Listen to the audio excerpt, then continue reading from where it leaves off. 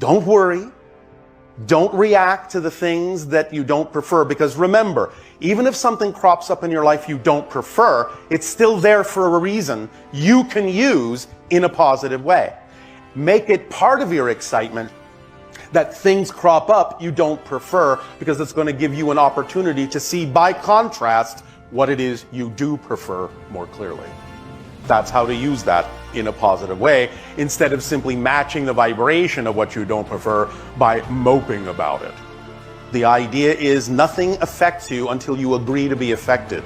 You are changing your own energy to match the frequencies of things you believe are true. So watch your definitions and create new definitions that work for you, instead of just assuming that the ones that don't work for you are facts that you cannot change. The only facts that exist in your creation are the 5 facts we call the 5 laws. You exist, everything is here and now. The one is all, the all are one. What you put out is what you get back. Everything changes except the laws. Everything else other than those facts are not facts. They are perspectives, they are opinions, they are beliefs. And you can change every single one of those. You do get a picture in your imagination of who you prefer to be, what you prefer to be doing, where you prefer to be doing it, how you prefer to be doing it. When you see that, all you really have to do is mimic it, mirror it, act it out as best as you can on all levels of your life. All you have to do is be like that person in your mind's eye. Do things the way he or she would do it. And then when you start doing things the way he or she would do it, you will change your vibration to the vibration that is representative of that life. And when you shift your vibration to the representation of that life, you will start to synchronistically have that life. All the things that are representative of what that you would have will come in. So that's how to use your imagination as an actual tool, an actual application tool. The idea being that when you open up to your imagination, you reset yourself, take yourself back to 0. Then you create the picture that is you, that you prefer to be. Then you act like it. You behave like it. And then you have 1, 2, 3, the whole manifestation process right there. 1, 2, 3. Let yourself reset using your imagination. Let yourself create using your imagination. Let yourself act it out using your imagination. And your imagination, thus then used in the 1, 2, 3 way, will allow you to become the magician. The idea of one of the strongest mantras for humans on earth, one of the strongest tools, is as you wake up in the morning and as you go to sleep at night, to say perhaps at least 3 times, I am who I am, and that is enough. I am who I am, and that is enough. I am who I am, and that is enough. And then see what synchronicity brings you, with the willingness to let go of all restrictions, all limitations, all assumptions and all insistences that in your unconscious, subconscious, and conscious mind don't actually serve you or don't align with the vibration of your true, ethereal, spiritual core. Then reality will unfold as it needs to serve you best. Abundance. The ability to do what you need to do when you need to do it. Period. The ability to do what you need to do when you need to do it. Sometimes that might require money, and if money is required, money will be there. If money isn't there, what does that tell you? Money may not be required to give you the ability to do what you need to do when you need to do it. Now, we understand that money is one of the valid symbols of exchange and abundance on your planet, but it isn't the only one. Many times when you have been raised to believe that money is necessary to do certain things, you actually shortchange yourself by closing the doors through which other forms of abundance might actually have brought that ability to you. So it can be that you have a belief that says that certain things cannot be done, that you cannot experience abundance unless it comes in the form of money, when in fact you could be allowing abundance to come to you in many other forms, including money, when and where it's actually the most effortless form of abundance required for a certain thing. So the way that this law of attraction and manifestation actually works is to recognize that you are already giving off, already radiating a core signature vibration. And that core signature vibration is already doing everything it can possibly do to attract everything that is representative of that particular frequency. If the things that are representative of that particular frequency are not manifesting in your life, it's not because you're not attracting them, it's because your beliefs are keeping them at bay.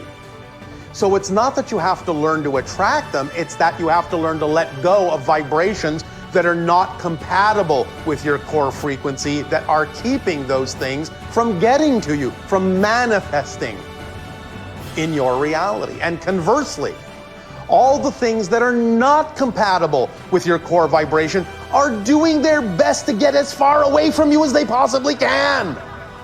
The only reason they may not be is because you're holding on to them and not letting them go. So the law of attraction is really not necessarily about having to learn to attract something. The law of attraction is really all about letting go and letting in. That's really all it's about. It's about being yourself, living in the moment, being your true vibration, and then allowing. Everyone needs other people to help them in achieving their dreams. We all need each other. In the business world, we need each other's market and ideas. In the personal world, we need each other's inspiration and cooperation. The attitude of other people affects each of us, and the attitude of each of us has the capacity to affect all of us. The American Pledge of Allegiance, and its 31 words that we often repeat as an expression of our loyalty, begins with I and concludes with all. That is what America is all about. You and I working together to create greatness. We are uniquely influenced and affected by each other in our pursuit of the American dream. We become a powerful force when each of us understands how powerful all of us are, and when all of us understand how valuable each of us is. What can all of us do? The most incredible things. We can go to the moon and beyond. We can solve the mysteries of disease, diminish famine and suffering, enhance the number and quality of opportunities available for everyone, and create that which does not yet exist, that will improve the conditions of all mankind. We can bring peace where there was once war, and friendship where animosity once prevailed. We can explore the heavens, examine the ocean depths, and investigate the unlimited creativity and capacity of the human mind. Nothing is beyond our imagination, and imagination is the starting point for all progress. The contribution of all of us is so important to each of us. All of us in the company, the church, the family, the community, and the classroom are intricately connected to each of us. Our attitude about that interconnection of each of us to all of us and all of us to each of us has great influence on our future. As John Donne once wrote, "No man is an island entire of itself. Every man is a piece of the continent, a part of the main. Any man's death diminishes me, because I am involved in mankind, and therefore never send to know for whom the bell tolls. It tolls for thee." What would happen if we all put our minds to work and read the books, took the classes, and discovered new ways to refine our philosophy? What would happen if we all developed a new attitude about the past, the present, and the future? What would happen if we all changed our feelings about one another and the importance of each individual to our collective destiny? If we did all that, just imagine what an incredible effect this would have on our future.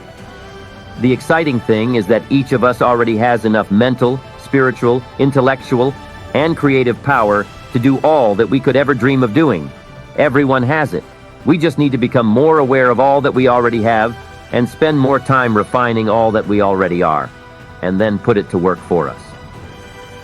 What stops us from recognizing our inherent gifts and talents is a poor attitude about ourselves.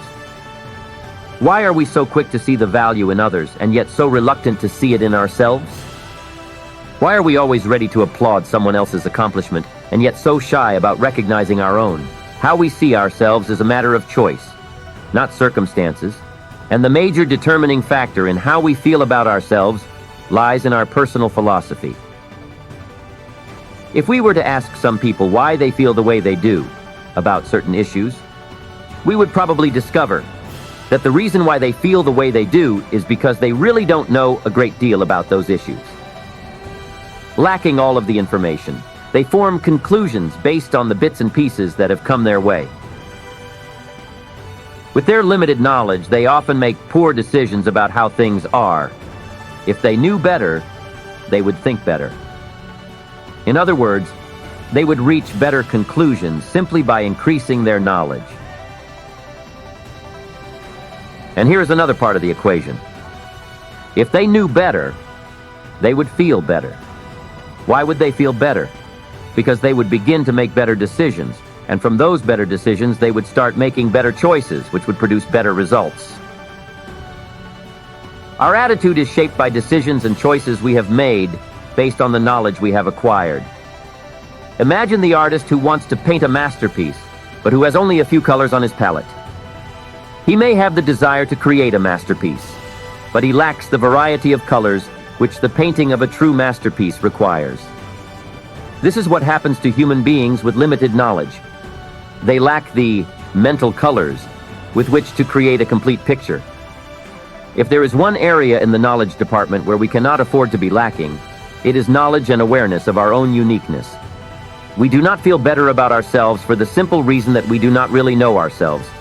For if we truly knew ourselves, our strengths, our abilities, our resources, our depth of feeling, our sense of humor, our unique accomplishments, we would never again doubt our ability to create a better future. Each of us is unique. There's no one else in the world quite like us.